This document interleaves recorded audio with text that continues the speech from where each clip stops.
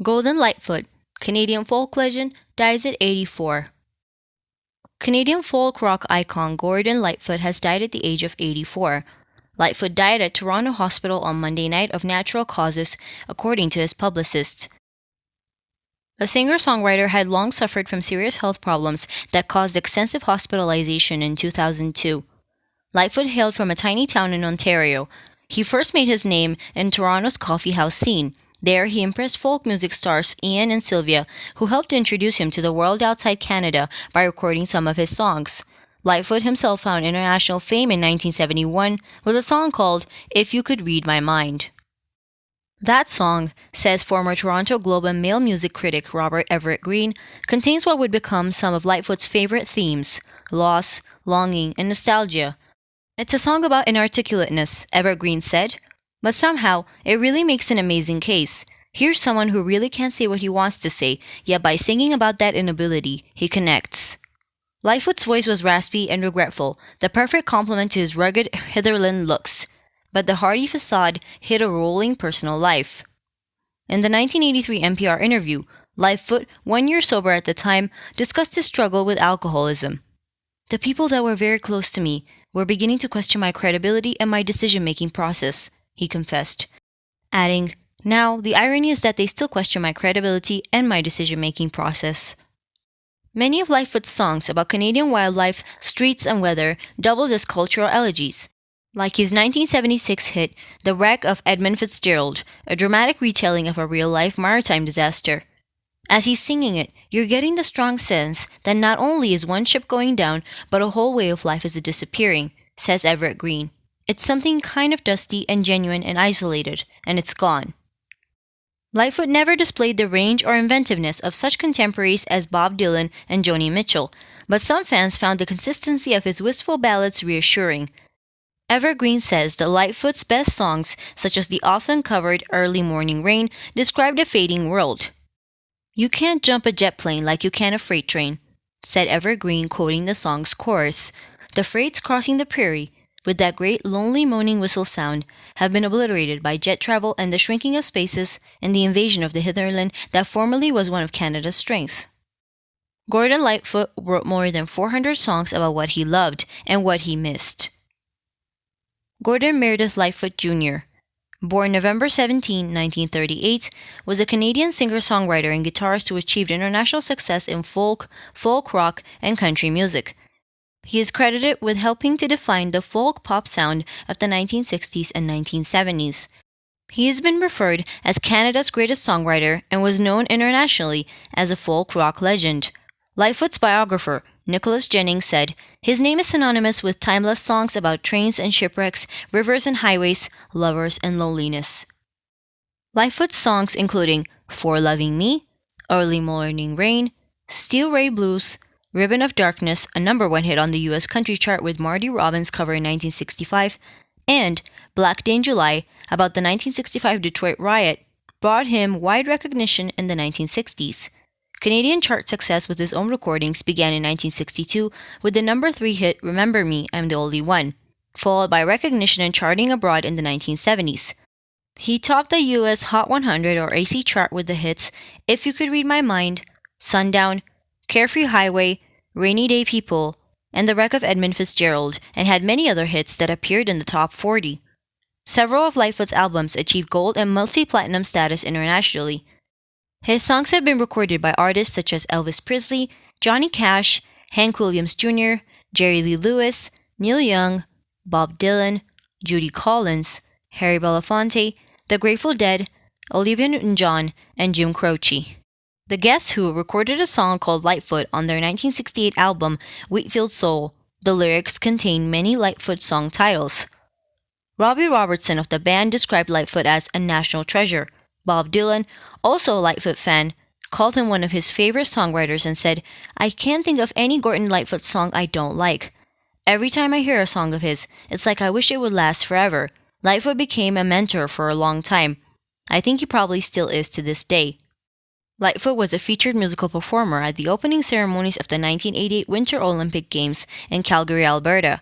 He received an honorary Doctor of Laws degree from Trent University in spring of 1979, and was made a Companion of the Order of Canada in May of 2003. In November of 1997, the Governor-General's Performing Arts Award, Canada's highest honor in the performing arts, was bestowed on Lightfoot.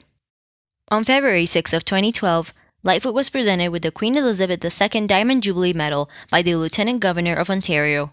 June of that year, he saw his induction into the Songwriters Hall of Fame. On June 6, 2015, Lightfoot received an honorary doctorate of music in his hometown of Orilla from Lakehead University. To support himself while he was there, he sang on demonstration records and wrote, arranged, and produced commercial jingles. Among his influences were the folk music of Pete Seeger, Rob Gibson, Ian and Sylvia Tyson, and the Weavers. He lived in Los Angeles for a time, but he missed Toronto and returned there in 1960, living in Canada since, though he has done much work in the United States under the H-1B visa. After his return to Canada, Lightfoot performed with the Singin' Swingin' Eight, a group featured on CBC TV's Country Hoedown, and with the Gino Silvi Singers. He soon became known at Toronto folk music-oriented coffee houses. In 1962, Lightfoot released 2 singles, both recorded at RCA in Nashville and performed by Chet Atkins, that were local hits in Toronto and received some airplay elsewhere in Canada. Remember Me, I'm the One reached number 3 on CHUM radio in Toronto in July of 1962 and was a top 20 hit on Montreal's CKGM, then a very influential Canadian top 40 radio station.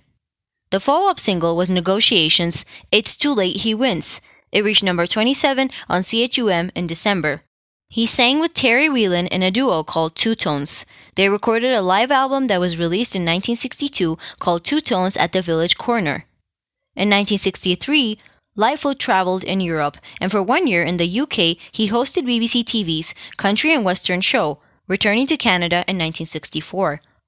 He appeared at the Mariposa Folk Festival and began to develop a reputation as a songwriter. Ian and Sylvia Tyson recorded Early Morning Rain and 411 Me. A year later, both songs were recorded by Peter, Paul, and Mary.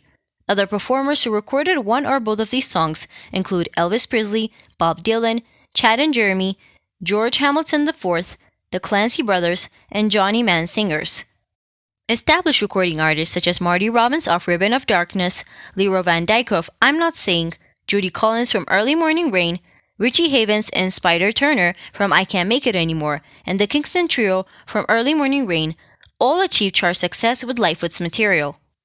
As an individual, apart from various awards associated with his albums and singles, Gordon Lightfoot received 16 Juno Awards for Top Folk Singer in 1965, 66, 68, 69, 73, 74, 75, 76, and 77. He also received the same thing for Top Male Vocalist in 1967, 70, 71, 72, and 73, and as a Composer of the Year in 1972 and 76. He received ASCAP awards for songwriting in 1971, 74, 76, and 77, and was nominated for 5 Grammy Awards. In 1974, Lightfoot's song Sundown was named Pop Record of the Year by the Music Operators of America. In 1980, he was named Canadian Male Recording Artist of the Decade for his work in the 1970s. Lightfoot was chosen as the celebrity captain of the Toronto Maple Leafs for the NHL's 75th anniversary in the season of 1991 and 1992. Lightfoot was inducted into the Canadian Music Hall of Fame in 1986 and the Canadian Country Music Hall of Fame in 2001. He was inducted into Canada's Walk of Fame in 1988. In May of 2003, he was made a Companion of the Order of Canada, the country's highest civilian honor. Lightfoot is a member of the Order of Ontario, the highest honor in the province of Ontario. In 1977, he received the Vernier Award for the Canadian Jaycees. In 2007, Canada Post honored Lightfoot and 3 other Canadian music artists, Annie Murray, Paul Anka, and Joni Mitchell, with postage stamps highlighting their names and images. On June 24, 2012, Lightfoot was inducted into the Songwriters Hall of Fame in a New York City ceremony along Bob Seger. Between 1986 and 1988, Lightfoot's friend Ken Danby, the realist painter, worked on a large portrait of Lightfoot dressed in a white suit he wore on the cover of the album East of Midnight. The picture was backlit by the sun, creating a visually iconic image of the singer. On June 16, 2014, Lightfoot was awarded the prestigious Lifetime Achievement Award by SOCAN at the 2014 SOCAN Awards in Toronto. On October 23, 2015, Lightfoot was honored with a 4-meter-tall bronze sculpture in his hometown of Orilla, Ontario. The sculpture, called Golden Leaves, a tribute to Gordon Lightfoot, features Lightfoot sitting cross-legged, playing an acoustic guitar underneath an arc of golden maple leaves. Many of the leaves depict scenes from Lightfoot's 1975 greatest hits album, Gord's Gold. In 2017, Lightfoot, rated 5th in the CBC's list of the 25 best Canadian songwriters ever, was awarded the Gold Medal of the Royal Canadian Geographical Society. He was the subject of the 2019 documentary, Gordon Lightfoot, If You Could Read My Mind. In 2022, Lightfoot received the Golden Plate Award of the American Academy of Achievement. Canadian folk singer Gordon Lightfoot's last words before he died. These are my last words. We believe that the untried soul, trapped in its young prison, might have flown free and known the joy that we still seek. We weep for opportunities and pleasure we ourselves have never known. We feel sure that somehow that young body would have known the yearning delight for which we searched for in vain all our lives.